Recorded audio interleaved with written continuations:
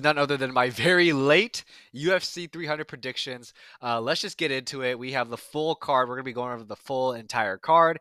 And I'm usually pretty verbose, so I'll try to be brief about everything. So, yeah.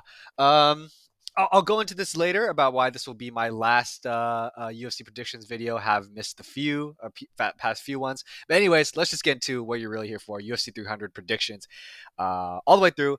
First, you have Davison Figueiredo versus Cody Garbrandt. So I personally have this fight as a little bit more competitive than what the odds makers have it. Um, Here's the thing: I am leaning Figgy. However, here's what I have to say. Figgy has beaten Rob Font, and Rob Font has beaten Cody. Now, this isn't me necessarily doing MMA math because I do think that Cody. What I'm trying to say is that Cody does have a better chance than Rob Font at beating Figgy, and what I'm trying to get at is that styles make fights. I think that Cody is a little bit faster on the feet. I think he has better footwork, better timing, also a lot of power too. Speed, if I didn't mention that already. I do think that unlike what Figgy did against Robert Font, he won't be able to accomplish that as much as he did, or as much as he may against Garbrandt. Figgy did fight a pretty pedestrian performance against Rob Font, kind of staying away from the jab, usually getting ahead on the scorecards because whenever he did land, it obviously rocked Rob Font, who notoriously does not have a great chin. Um, with that said, I do think that Cody Garbrandt is able to follow kind of Figgy, unlike what Rob Font. He's able to follow him, use his footwork, move forward, and if Figgy's trying to evade the space, kind of get out of distance, I do see Cody kind of entering it in quicker. I do think it's going to be more competitive than what the odds makers have. With that said, I do think that Figgy's counterpunching ability and his power will still win him a 29-28 decision. Um, in a similar fashion to how he beat Rob Font, in which he got ahead from the visible damage. So that's how I have it. I do have this as more competitive than what the odds makers have it to be, and best of luck to both fighters. Next up, we have a great veterans fight right here: Bobby Green versus Jim Miller. The odds have slightly changed. I mean, Miller's still the underdog, but a little bit smaller of an underdog. Here's the thing. Here's the big question that I think everybody has as far as Bobby Green's performance in this fight. Was this too quick of a turnaround? Since the horrendous Jalen Turner stoppage. Um, who knows? I mean, Miller is having a quicker turnaround than Bobby Green is having. I'm pretty sure, even it's by a month or so. But yes, normally I would say Bobby Green wins this. I think his striking is just crisper. I think he lands better. Even though both these veterans have been looking good across all their wins, even if they haven't been, top 10 material for a long time, they've still been looking good against their wins. I do think that Bobby Green's wins have been better. I don't see Bobby Green losing to Alexander Hernandez, for example, right? And even though Miller has been getting his finishes, I do think that a finish over Grant Dawson, and even though it was the ghost of Tony Ferguson, still a finish over Tony Ferguson is pretty big. I feel like normally Bobby Green would win this. With that said, I think with the layoff, or not the layoff, the quicker turnaround after that horrendous knockout, maybe like a good left hook from Green or from Miller stumbles Green more than it normally would. Miller pops that quick guillotine, gets the win. I could see either of those happening. Not really too confident in my predictions. I would say either Green by decision or Miller by submission finish after a knockdown. That's how I have it. I mean, you can't. It's hard to pick one fighter that you prefer to win. You don't want either of these guys to lose. But that's how I have it. Either or. Not going to be particular about this prediction. Next up, we have Jessica Andrade versus Marina Rodriguez. I think I think my predictions have changed, and I think that's why this video is so late because I initially had some predictions, and after Dana White announced a $300,000 bonus, performance of the night and fight night bonus, it's slightly altered, not drastically, but I think with that kind of added bonus, I can see Jessica Andrade winning this, whether or not by decision or a late finish. I don't recall if Rodriguez is the type to get finished often, but I do know she doesn't really strike me as that dangerous. She does have a decent skill set. She is pretty well rounded. I don't necessarily believe she has that power to like what Jan had to her Andrade kind of early in the fight. Nor do I think she has that kind of dangerous submission style that makes Andrade feel discouraged to just move forward. So I think her fighting style, even though it's resulted in her losing like 4 of her last 5 or something like that, I think this time it's going to favor her. I have Jessica Andrade by decision on this one or finish. I think that Rodriguez doesn't necessarily have anything to kind of dissuade and Josh just moving forward and just blitzing, right? I probably have this Josh winning this. But best of luck to both women once again. And yeah, we're gonna move on to Jalen Turner versus Renato Moicano. Turner is a fighter that I have a lot of newfound respect for after his 2023. I thought that he beat Gamrot in his fight, as well as my fight of the year against Dan Hooker. But I'm also a huge, huge, huge fan of Renato Moicano. I do feel like Turner might win this. Moicano doesn't necessarily have durability issues, but I think after that performance against Drew Dober, in which he obviously did not want to strike with Drew Dober in his power, I feel like it might be a similar occurrence against Turner, in which I feel like Turner will have a better time either stuffing the takedowns, being able to get back up to his feet, or just having that power and that reach to keep Moicano off of him. So as it pains me to say it, as big of a fan as I am of Moicano, I do feel like Turner gets this by either decision or potentially a finish. And yeah, I don't necessarily believe. I think that Moicano does have great jujitsu that can threaten Turner, but I don't know if it's like this. If it's like heavy controlling, it can be at times. But once again, I don't take him as like a super strong takedown artist or big controlling grappler. So that's why I probably have Turner winning this in the long run in terms of damage. So that's how I have it. But once again, best of luck to both these fighters. I mean, no hate towards Jalen Turner at all. So would not mind see him getting his hands raised, but of course, or a Money Moicano speech on UFC 300 would be pretty crazy. All right, so pretty stacked early prelims. Now we go into the prelims. Sodiq Yusuff versus Diego Lopes. Um, Here's the thing: I can buy into the hype behind Diego Lopes. He's definitely established himself as a potential future star. If he isn't already, I mean, he's gotten the spot on UFC 300 when just last year he stepped into fight on short notice. So I do like Diego Lopes. I think I'm definitely behind him as a future star in the featherweight division. And he's looked great across his wins. With that said, I don't believe his wins are on the caliber as Yusuff's wins. I do think that Yusuff has had a better strength of schedule. I think that he is pretty tough and pretty powerful. He is a strong athlete. The thing is, I think about the Yusuff and Barboza fight, in which Yusuff had hurt Barboza in that first round, got a 10-8 round, but then the moment he got hurt once, he could not recover from the fight. Barboza arguably took 4 rounds from him in that matchup. Whether or not it's the gas tank or just that composure after getting hurt, Yusuff kind of lost that. And, getting hit by Barboza is no joke. Don't get me wrong. But where I'm going with this is that I think that as the fight goes on, it will be more in Lopes's favor. And so it depends on those first 2 rounds. Maybe that second round will be a toss about who gets the more damage, who gets the most work in. And maybe Lopes could take the fight later on and steals the second round, takes the third. That's kind of how I have it. Either decision, I have this fight by decision. Either Yusuff kind of gets that early start like he did against Barboza, hurts Diego Lopes, outstrikes him, maybe starts to falter between, sometime in the second round, and Lopes takes the rest of the fight. I have this fight going decision. I'm going to lean Diego Lopes on this one. I do think it is still, I mean, the odds aren't really that that large. People have this as a close fight. I'm going to lean Diego Lopes by decision because I do think he will be there the whole time. Yusuff, who knows, right? I don't think Lopes has the same power to hurt and just jar Yusuff. But we'll see. We'll see. But that's how I have it. Not too. Sorry, I actually kicked out my headphones. There we go. Not too confident, but yeah, may the best man win. Next up, we have Holly Holm versus Kayla Harrison. Now, my knowledge of MMA is pretty much exclusively UFC with the occasional one championship knowledge. So I have no knowledge of Kayla Harrison. I feel like I could just pick Holly Holm just because I've seen more of her fights, and that's just a more educated decision. But also, Kayla Harrison is pretty big. From what I understand, she used to fight at 150 at least, maybe even higher. I don't recall. Once again, I have no knowledge of the PFL nor Kayla Harrison, admittedly. I hope both women have fun. All right, let's hope for a good fight because this is probably the least interested that people are in for a women's fight on this card. So may the best woman win. Let's hope that $300 bonus gets some incentive. And now a matchup I am both extremely excited for yet dreading. Calvin Kattar versus Aljamain Sterling. Here's the thing.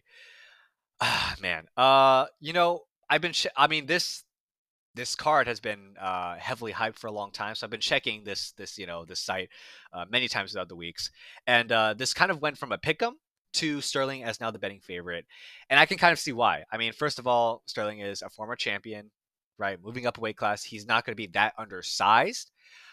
I've been underrating Sterling a lot for the past year and a year and a half, and I'm not going to underrate him this time. I could absolutely see a scenario in which he wins this fight. And it comes down to a few factors. One, and the biggest one, layoff.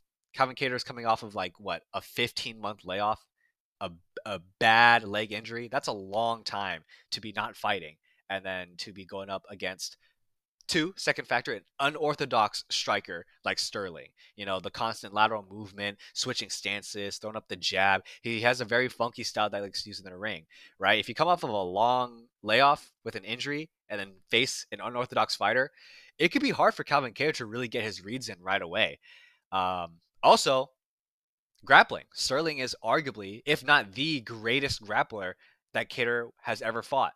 Not to mention, this is the first time Kattar has fought a heavy grappler in a long time, at least 5 or 6 fights, which comes out to a good handful of years. As huge, I'm a huge fan of Calvin Kattar. I'm so excited for him to return. Kattar is one of my all-time favorite featherweights, potentially top 15 favorite fighters of all time.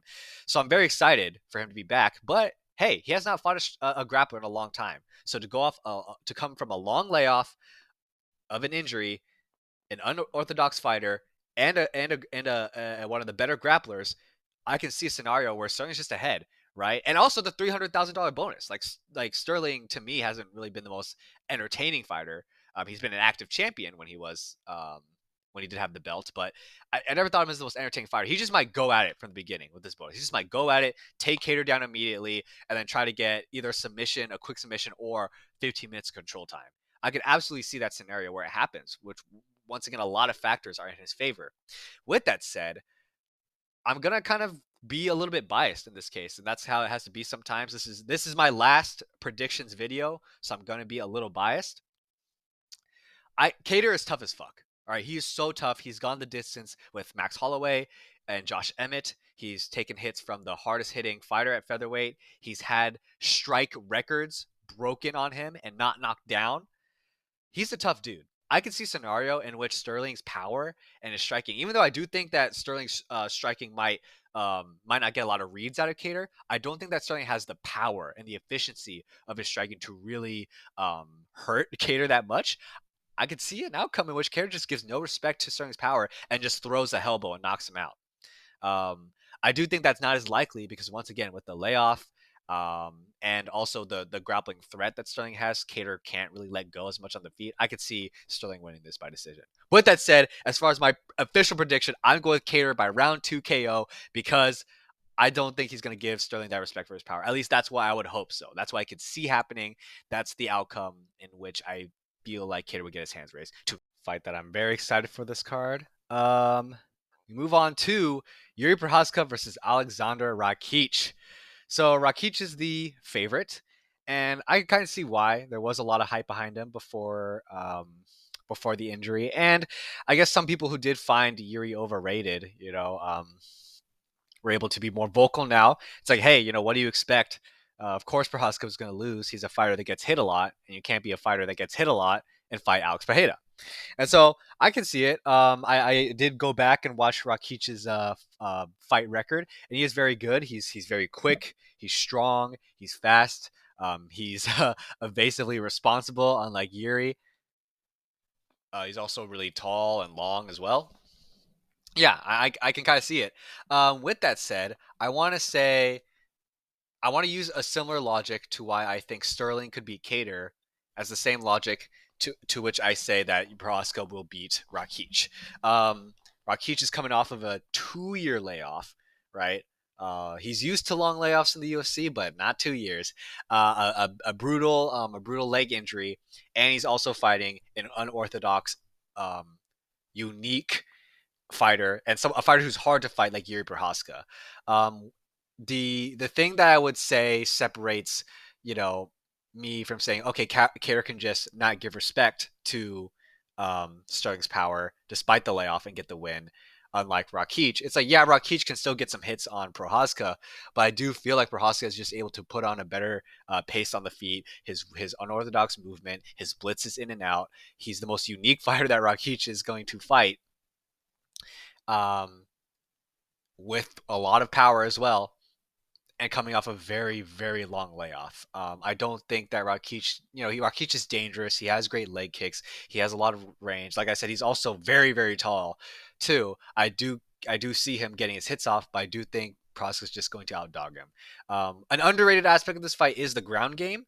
And here's the thing. I think that initially, before the $300,000 bonus, I would have said Rakic could win this by decision because of Rakic's top game. His top game is really good. Like, it's very well, I don't know about underrated, but it's great. He's controlled a lot of fighters surprisingly. I could see in the blitzes, right? In the blitzes, Rakic just ties him up in the scrambles, takes him down, and then he gets like a round or two of control time. I've seen it happen across multiple fights. I could see the same thing happening in this Prohaska fight until that 300,000 bonus. All right. These dudes are going to keep it on the feet. They're going to put us a show.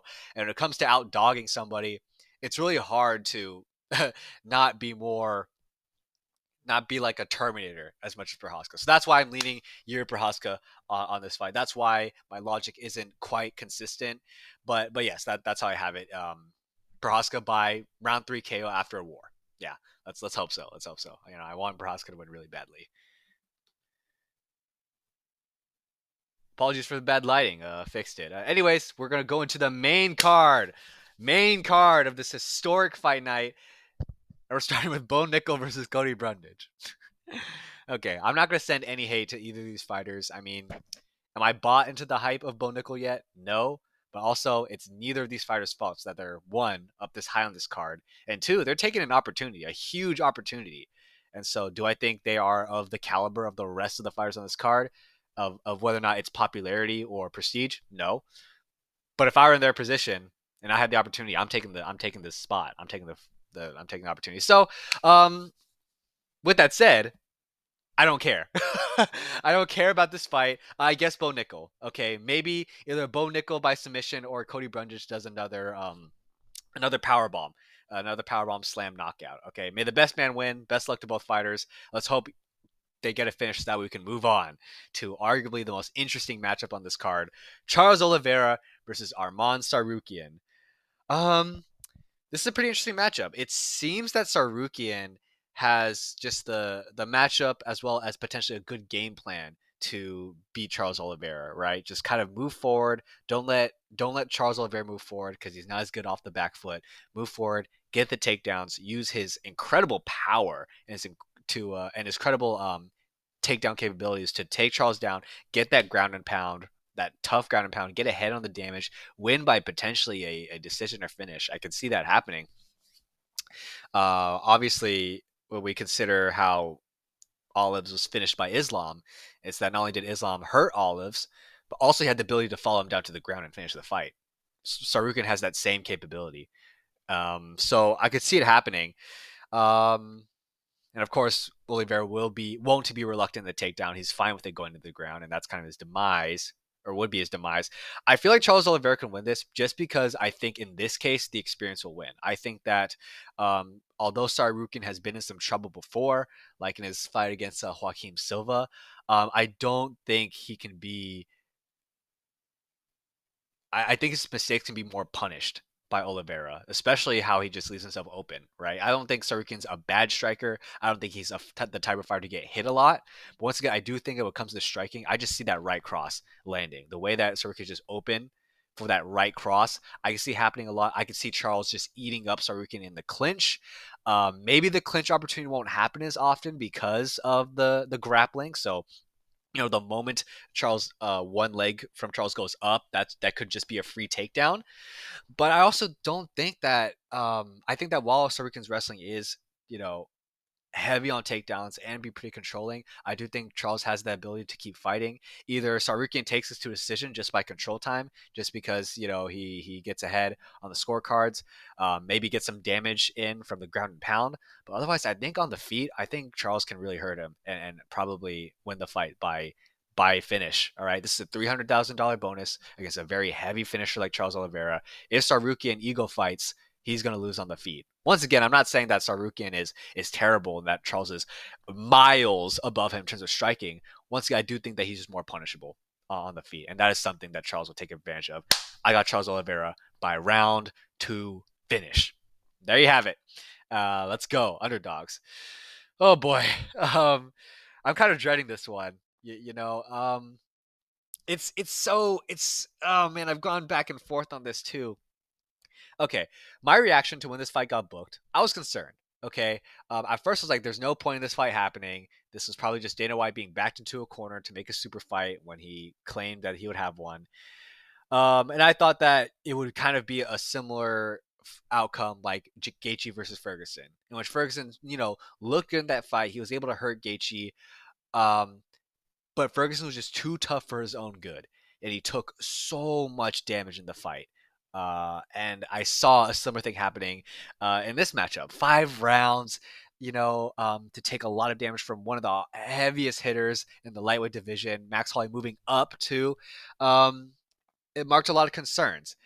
Some people were pointing out the second Dustin Poirier fight in terms of Max Holloway and the second Dustin Poirier fight and how he lost in terms of damage. There was an obvious power difference. Before, Justin Gaethje was a 2-1 favorite, but now it's a little bit closer than that, minus 170. So I think people are kind of coming around to Max Holloway potentially win this fight. With him cutting less weight than he normally does, he's gonna have a bit more power. He's gonna still have his insane gas tank. Gaethje has a great gas tank, but we know that Holloway has a great one. He put the pace on Dustin Poirier in that second fight. Did much better in those championship rounds than Poirier did. This time, Max Holloway is not fighting on 2 weeks notice. He's going to have a full camp. He has full, what do you call it? Full time to actually bulk up properly. He might be able to put on the pace for Justin Gaethje, not strike him. And I can see, Holloway winning this and also potentially not getting knocked out a little bit less now. With that said, I do see this being a similar outcome in which of like Poirier versus Holloway too, in which Holloway doesn't necessarily seem lost up there. He just kind of falls behind in terms of damage. I think that Justin Gaethje will land the better, more powerful shots, no matter how much Holloway outstrikes him. Gaethje is a bit too tough to just get finished by Max Holloway. Once again, Max Holloway is not weak, but also Gaethje is a tough ass motherfucker, and I can see him not having his, I wouldn't say not having respect for Holloway's power, but this being a scenario where he can just, stick to his own game plan. And then combine that with the $300,000 bonus, Gaethje just might get after it right away. I mean, Volk was able to beat Holloway that first fight, 70% leg kicks. Justin Gaethje has even more powerful leg kicks. I feel like Gaethje wins this by decision. I've definitely come around to feeling like, okay, I don't think that Holloway's going to get knocked out, and I really hope he doesn't because that would be a very sad day for MMA. But I do, once again, I see this as a similar outcome. Once again, not in the sense that Holloway's going to be lost up there, but the power difference will be there, even considering that Holloway will have a better bulk. I do think Gaethje will get ahead on the damage. I have Justin Gaethje winning this by decision. Gaethje might go for the fucking finish too. He might really want to knock him out. We might see Holloway get knocked out with that $300,000 incentive, and Gaethje's never shied away from putting on a show. But that's how I have it. Justin Gaethje by decision, pulling ahead, or not pulling ahead, just being ahead, probably taking those first 3 rounds. Holloway coming back in the second or in the championship rounds, or maybe not. Maybe those leg kicks will add up. But I have Justin Gaethje winning this in the long run by decision. I could see Holloway putting the pace on him and outstrike him, but once again, I see it as like a similar thing, which damage wins first. Next up, we have Weili Zhang versus Xiaonan Yan. Pretty interesting matchup, but not much to say. I think that Yan does have some power. I do think that she has pretty decent striking and takedown defense to keep it a competitive fight. I find this a more competitive fight than the Amanda Lemos fight. But with that said, I also think that Weili is better in every single way. Wrestling, striking, takedowns, toughness too. I do once again. I do think that Yan will do better. I don't think that she will be taken down as much as Lemos was or controlled. And I do see that her power and striking will be able to once again be more competitive towards Zhang than Lemos did. But I do see this as a Weili Zhang 48-47, probably 49-46 decision. I think that she's just better overall. And yeah, I think that she's just a bulldozer. Once again, I think that's going to be more competitive than Wayleigh's last fight, but still leaning Weili by decision. And last but not least, I mean, what do we have to say? Alex Pereira versus Jamal Hill. I've tossed and turned this fight probably the most leading up. And I guess I wouldn't say the winner that I'm picking hasn't really been flip flopping that much. It's just more like my confidence. My confidence in this matchup isn't really the highest. Here's the thing: most of the build up for this fight, I leaned Alex Pereira, and it's because first and foremost, if you finish your Prochazka, even if I thought that Prochazka could have fought on, and you know, whatever, the fight happened, it's over. Pereira won fair and square, right? I still think that if you finish Prochazka and have him hurt like that, that goes a long way in convincing me, all right, as a biased Prochazka fan, that Alex Pereira should be able to win this. As far as being a specialist goes, as far as being a kickboxer, I mean, Pereira is convincing as one of the best in the UFC right now.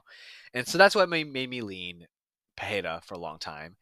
And then up until this last week, I was just like, oh, but here's the thing. Pereira doesn't throw as much leg kicks against a southpaw or when somebody switches southpaw. He didn't throw as much leg kicks when Izzy was southpaw. He didn't throw much leg kicks when Yuri was southpaw. Hill is a southpaw. Hill is tough. I do think that he chains together his punches better than Pereira. I do think Pereira is a pretty hittable fighter. You know, not in the same way in which Prochazka just kind of moves forward without any concerns about getting hit. I just think that Pereira's defense isn't always the best when fighters chain together their strikes. I think that Hill can chain together his punches really well. I think that he is nasty in the clinch. I think that he fights very long too. I think he fights long better than Pereira does. Even though that left hook from Pereira can be thrown long and mid and short range, I think that overall, as far as the full stand-up game, Hill fights better long. I think that he's tough. I think once again he's just a dog. I think he's great in exchanges. I think that his straight shots might be able to land more on Pereira more often. And with all that in mind, I'm like, oh my goodness, I don't know who to pick. I honestly don't know who to pick. This is kind of a pick 'em for me. I think that with everything I said about Hill, just being able to land better on Pereira, Pereira is also powerful. Like I said, he can also throw that hook long too. I think that you also kind of don't want to exchange with Pereira. He's just not that fighter you want to exchange with. Pereira's chin is not really in question, and Hill is tough as fuck, but you can't really exchange with Pereira. Um, and if the leg kicks are there, they're gonna go a long way too. So I honestly don't know who to pick. I don't think Hill's movement, his leg work, his footwork, excuse me, is like a very a check oriented style. I don't think he's gonna be checking that many kicks if Pereira throws. I honestly don't know who to pick for this fight, and it makes it even tougher because I actually don't. I'm not particular about who wins this. I'm just like, okay, I'm excited for a fight. It doesn't matter to me who wins or loses. So there's less incentive for me to make even a bias pick. I'm just going with Alex Pereira on this one. I think that he might get the damage in the long run. I think that while Hill can make it a war and really hurt Pereira. Oh my goodness, I'm second guessing myself as I go on. I think that I think that Hill is better against the cage. I honestly don't know. I'm just gonna lean. I'm gonna lean Pereira because Hill's not gonna wrestle as much because of $300,000 incentive. And I think because we might just get stand up fight, I think that if Hill doesn't mix up his wrestling at least a little bit, he won't make it. He won't save himself that much when he gets hurt. I'm gonna lean Alex Pereira by maybe round 4 TKO. I'm not confident. I'm not really confident in this matchup because I also think that Hill is a dog, and he could just go to war and maybe do better in the war. Like he went to war with Thiago Santos, took some pretty good shots, kept moving forward. I'm not confident in this fight. I mean, it's an anticlimactic way to end off my final prediction video, but I'm leaning Alex Pereira by round 4 TKO finish. But hoping for a great fight. It's probably going to be a war. And yes, so that concludes my what will be my final UFC predictions video. And as far as why I'm retiring from UFC prediction videos, I just didn't feel like doing it anymore. I initially thought I wasn't even going to do this. But you know what? I decided last minute, why not close it out on UFC 300? Didn't get to show my predictions and my reaction to the Dustin Poirier win, but regardless, yeah, let's hope for another great fight of another great night of fights, historic card, and Yeah, best of luck to all the fighters. Let's hope it's awesome. It's going to be great. One more sleep, as they say. Thank you all for sticking with me for all these these messy UFC prediction videos. Thank you all for watching, and I'll catch y'all later.